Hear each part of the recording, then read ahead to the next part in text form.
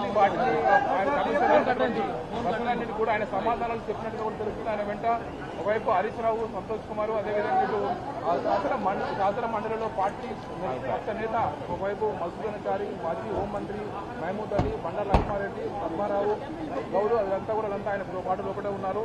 దీంతో ఈరోజు కమిషన్ విచారణ ముగిసింది. మళ్ళీ ఫర్దర్గా ఏం జరుగుతుంది కూడా కమిషన్ కేసీఆర్ విచారణతోనే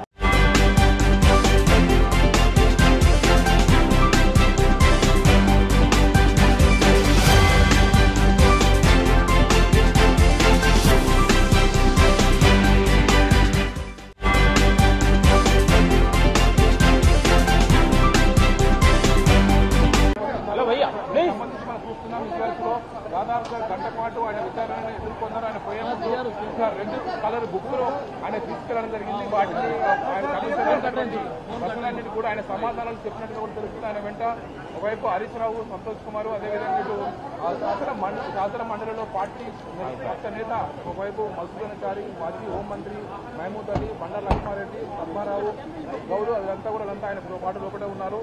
దీంతో ఈరోజు కమిషన్ విచారణ ముగిసింది. మళ్ళీ ఫర్దర్గా ఏం జరుగుతుంది కూడా కమిషన్ కేసీఆర్ విచారణతోనే